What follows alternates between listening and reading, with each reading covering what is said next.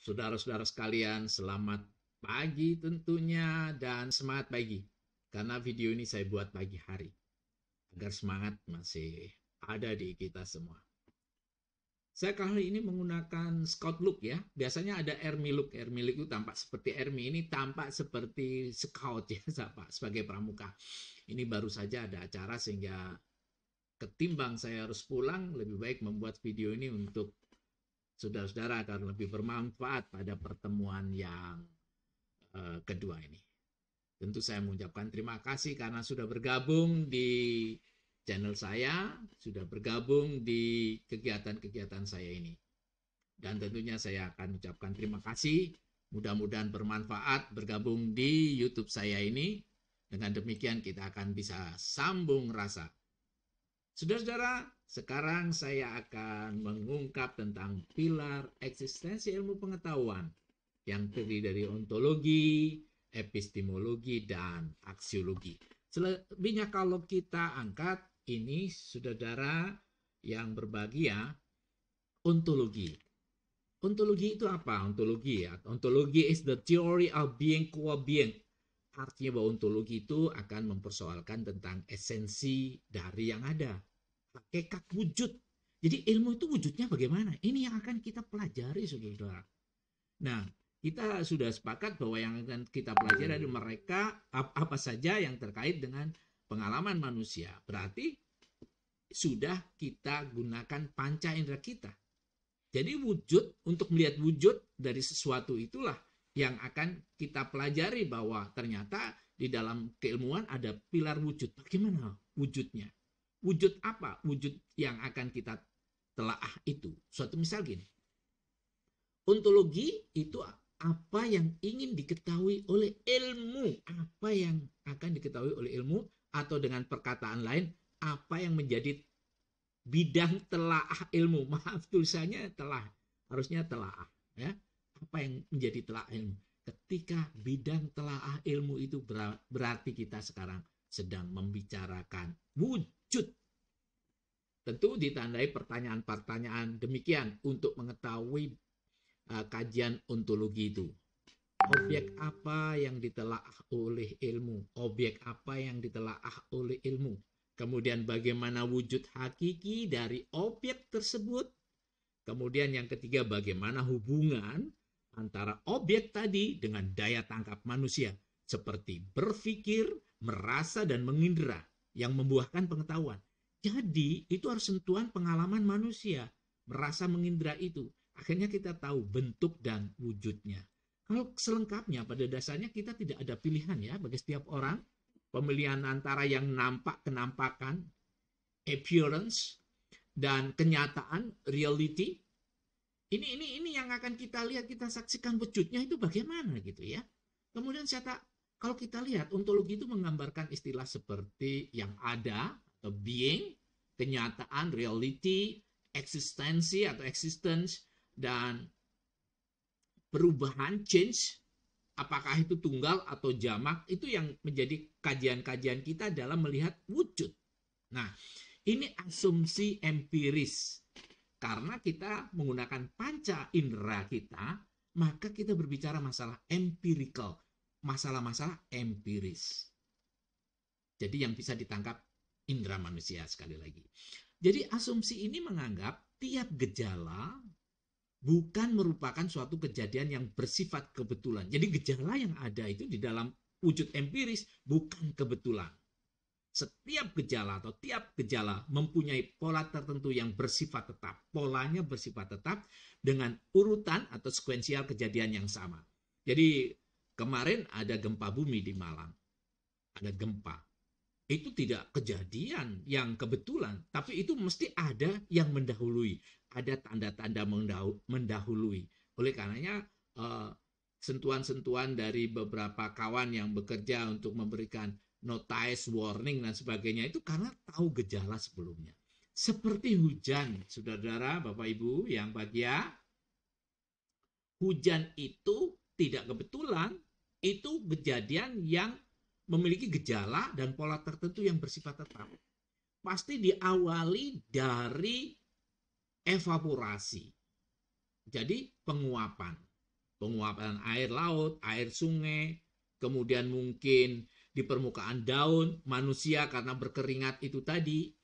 Nah, kemudian ada penguapan, tidak terasa kalau kita keringat kemudian kita basuh hilang, itu sebenarnya terjadi penguapan. Penguapan menuju ke atas, ya, evaporasi tadi, kemudian terkondensasi dalam keadaan yang dingin, akhirnya menjadi butiran air yang memiliki berat. Karena apa itu gratifikasi bukan ya? Gravitasi dari bumi, daya berat itu membuat hujannya turun. Itulah yang dikatakan mempunyai kejadian yang sama. Nanti setelah itu ada lagi penguapan lagi, terkondensasi, berat lagi, turun hujan. Jadi tidak ada yang dikatakan kebetulan. Bisa dipahami ya, Ibu dan Bapak sekalian, saudara.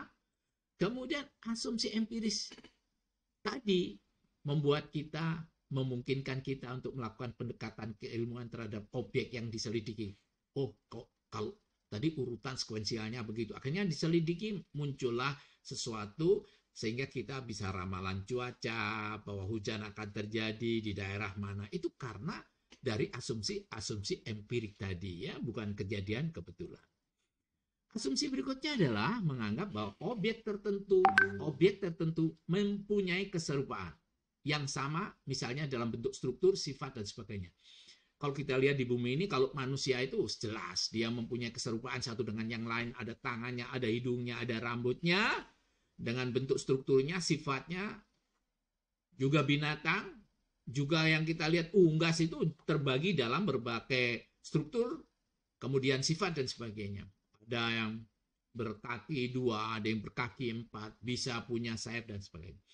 Klasifikasi yang kita sebut dengan taksonomi. Jadi taksonomi itu adalah ilmu pertama yang lahir, yang merupakan pendekatan yang pertama terhadap objek mengenai sifat, strukturnya, dan sebagainya, yang membedakan, mengklasifikasikan. Jadi taksonomi itu ilmu yang pertama kali lahir. Karena manusia ketika lahir sudah punya klasifikasi ketika itu. Oh, kalau begini itu gak kelihatan kita satu dengan yang lain. Oh, itu karena matahari tidak bersinar, berarti kita itu saat ini malam hari. Besok paginya, oh siang hari. Jadi kita bisa membedakan siang dan malam. Itu taksonomi yang ada. Saudara, itulah gambaran-gambaran. Dengan demikian, memungkinkan kita juga melakukan pendekatan keilmuan terhadap objek yang diselidiki. Bisa dipahami ya. Saudara, sekarang kita berbicara mengenai epistemologi. Itu dari episteme. Manusia tidak hanya tahu tentang. Sekali lagi, kita tidak boleh hanya tahu tentang. Bukan berarti tidak boleh tahu, tapi tidak hanya tahu tentang. Tapi harus lebih dari itu. Tentang dalam bahasa Yunani disebut dengan hoti, dalam bahasa Latinnya quod. Dan melainkan kita harus tidak tentang saja, tapi mengapa. Dalam bahasa Yunani disebut di hoti, dengan bahasa Latinnya propter quod. Jadi manusia dalam berfilsafat itu tidak boleh hanya tentang, tapi mengapa. Sangat problematika sekali. Saudara yang berbahagia, landasan epistemologi.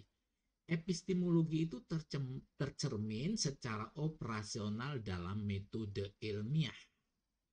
Pada dasarnya, metode ilmiah merupakan cara ilmu memperoleh dan menyusun tubuh pengetahuan.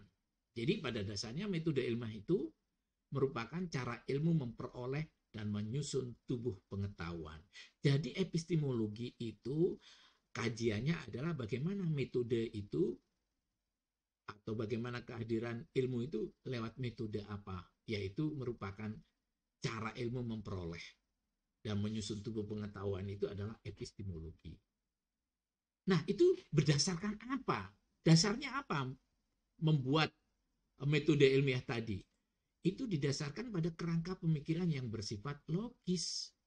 Jadi ada pemikiran yang bersifat logis dengan argumentasi yang konsisten dengan pengetahuan sebelumnya yang telah berhasil disusun. Jadi kerangka pikir untuk menemukan keilmuan tadi harus bersifat logis dan argumentasi yang konsisten. Itulah yang disebut dengan epistemologi.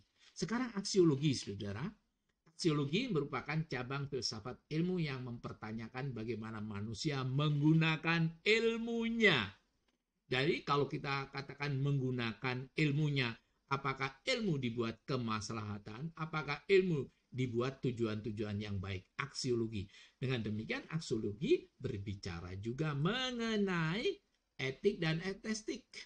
Aksiologi sendiri membahas tentang manfaat dari ilmu pengetahuan yang kita dapatkan. Ranah dari aksiologi ini adalah etika dan estetika. Artinya begini. Kalau kita jadi gambarkan semacam ini, saudara sekalian, ada gambarnya mencit atau tikus yang digunakan untuk percobaan, mengetes serum. Nanti kalau serumnya berhasil disuntikan pada manusia. Kita menggunakan percobaan. Secara aksiologi, mencit atau tikus tadi tidak boleh dikorbankan. Ya, tikus tidak boleh dikorbankan dan yang mati banyak. Tidak boleh. Jadi secara etika itu tidak boleh. Kendati pun dia binatang. Oleh karenanya dalam aksiologi manusia di dalam memperoleh ilmu itu tidak boleh menghilangkan flora dan fauna dan sumber-sumber yang ada. Itulah yang kita perhatikan. Terima kasih perhatiannya kepada saudara kali ini yang mengikuti kegiatan saya ini. Tentunya saya berharap nanti akan ketemu lagi. Di kesempatan yang akan datang. Sudah mampir di YouTube channel saya. Sampai jumpa.